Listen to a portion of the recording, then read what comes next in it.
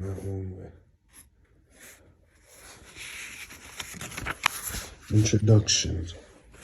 Hello, welcome to this copy of the 7 Keys to Calm. If you've selected it from among the many titles on your bookstore or library shelves and have actually gotten so far as to read this introduction, I'll venture a guess about you. Chances are you are a person who thinks of yourself as anything but calm. If asked to describe yourself, you'd set a portrayal of what is often termed the quintessential type A personality. Tense, impatient, preoccupied, on edge.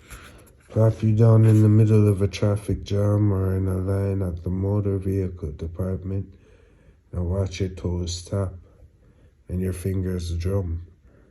Give you one frustration too many in the course of a day and watch your temper flare even though you keep telling yourself you won't let it happen anymore. Position you at an airport, luggage carousel, and listen to that voice of doom in your head, assuring you that your bags are doubtless on their way to Quito, Ecuador, while you stand coatless in Cleveland. If only you often think to yourself you could be like those inevitable type B, calm, composed, sanguine, cheerful, approachable, more tolerant, and somehow more focused and centered. Then daily life would seem more of a blessing and less of a chore. You might offer up any number of theories as to why you are the type you are. And indeed, they may be quite valid theories. Perhaps you come from a long line of histrionic ancestors who jump up and down, wring their heads, and invoke the gods when faced with little more than a hangnail. Perhaps you have been branded cranky or high-strung since earliest childhood, and developed some long-term anxious habits while living up to your designated role. Maybe you consider yourself especially sensitive to the chaotic world around you, counting yourself a victim of late 20th century pre-millennial dread. You probably considered your anxious attitude as fixed and permanent, as a chunk of stone, and are dubious that anything can alter it. But Michelangelo, who knew more about the nature of stone than anyone, believed that each block of granite contained a glorious sculpture within. In order to get at the core and liberate it, what one needed to do was to chip away the excess on the outside. That's what the 7 Keys to Calm is meant to accomplish. It is a program for removing obstacles to one's true inner nature. Nature that lies beneath all the entrenched anxious habits, and which in every one of us embodies an indestructible and infinitely replenishable core of calm just waiting to be accessed. A basis premise of the 7 Keys to Calm is that there are in fact no type A people. There is only type A behavior and outlook. No matter what your genetic and chemical makeup, your characterological bent, your family training, or your social and occupational milieu, you are inherently incapable of returning to a home base of tranquility and serenity, even in the face of great frustration or adversity. Indeed, like Dorothy in Oz, you have had the power to go, quote, home, unquote, all along. You just haven't known it. Now you will. Anxiety and calm coexist. They are like all dualities, up and down, empty, full, joy and sorrows. You simply cannot have one without the other. But we all have the power to choose calm. The 7 keys consist of the information and techniques you will need in order to make that choice more and more often in the course of your daily existence. Let me briefly summarize what you will encounter on your journey towards calm. The first key, the key of clarity, places anxiety in a new context so that we might control it rather than letting it control us. The second key, the key of compassion, offers a different way of dealing with those, quote, troublesome, unquote, people we consider so provocative and stress-inducing.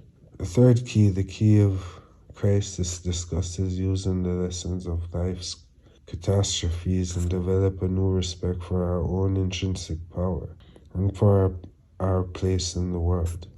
The fourth key, the key of cycles, offers a rationale for celebrating rather than fighting the most fundamental law of the universe, which is change. The fifth key of cessation, addresses coming to terms with logical conclusion and ultimate challenge of the law of change, our own mortality.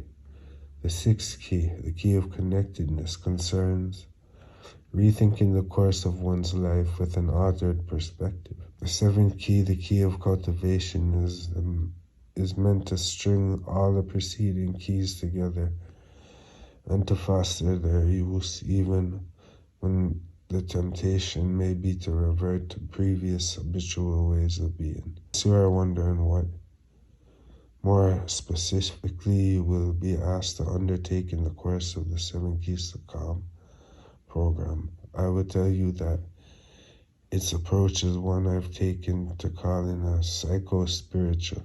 This may sound a bit lofty, but I don't mean it to. I simply found I had to offer something in response to the many times I have been asked whether I would define the technique we're in as psychological or spiritual, as if the two were mutually exclusive. If a term is required at all, I decided only a hybrid would suffice. After all, where does psychology end and spirituality begin? Spirit. That is like asking where exactly is the dividing line between mind and soul. Everywhere, nowhere, 2 miles up and take a left at the Dairy Queen. Now, if you find yourself bristling a bit at a word such as soul, perhaps wondering if, in order to undertake this program, you need to have unshakable belief in such things, fear not. Unshakable beliefs are not only required, they are in fact a considerable nuisance. It's hard to envision a bigger albatross around one's neck than an unrevisable notion. On the contrary, all that's required is an open mind, a willingness to suspend disbeliefs and consider some things in a new light. This book grew out of my work as a psychotherapist, a job in which one is continually made to witness to the devastating impact of anxiety on the quality of life. And out of my ever-widening interest in Eastern philosophies and religions, especially Buddhism. However, you won't find anything elaborately academic, esoteric, or otherworldly here. Indeed, if I have done my job, and you will find the cornerstones of this program to be common sense and humor, which are, for my nickel, the 2 most powerful tools we have in our arsenal for transformation. I do offer one caveat, however. Each of the 7 keys consists of information, suggested actions. If you absorb the information without attempting the actions, you will fall short of the results you desire. All you will have ingested are words, and words, potent as they may be, can only take you so far. As the philosopher Alan Watts said, a menu is very useful, but it is no substitute for dinner. It is recommended that after reading each key, you begin to put it into practice and incorporate it into your everyday life. If you prefer to plow ahead towards the book's conclusion before starting the program, that's certainly alright. But keep in mind that incorporating each key in turn will likely make for a smoother path. Alas, be aware that undertaking the suggested actions will probably feel strange at first. Not bad, strange, but exciting strange. Akin to moving into a new house and trying to grope your way around before you know where all the light switches are. Don't worry about it. This is how it's supposed to feel. The actions are designed as catalysts, not rigid rules and regulations.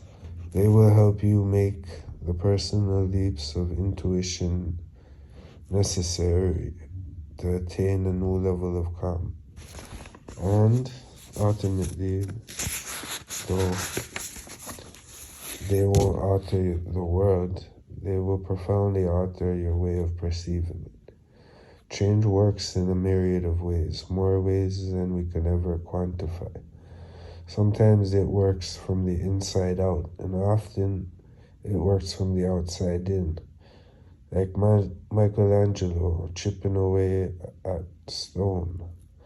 This outside-in route is the path of the 7 keys. All that's necessary is to try some things on for size. Then you will see how they come to fit. Did you ever hear the story of the ugly troll who wanted to marry the kind and beautiful princess? First, he donned a mask and dressed as a handsome prince. He quickly realized that looking the part was not enough.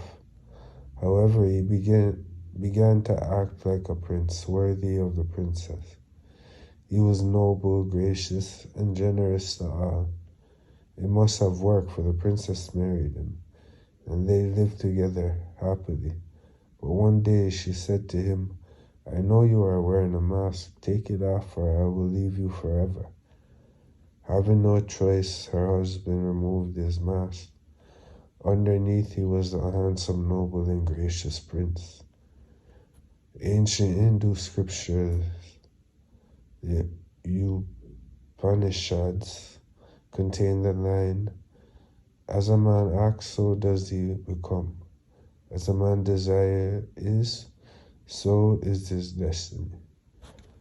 The troll desired a pricelessness, and he found within himself the will to fulfill his desire. Accordingly, he was able to set aside whatever convictions he held about his own limitations. Set aside your own such opinions for a while. Stop reminding yourself what you are not, and you will discover what you are, the soul of calm.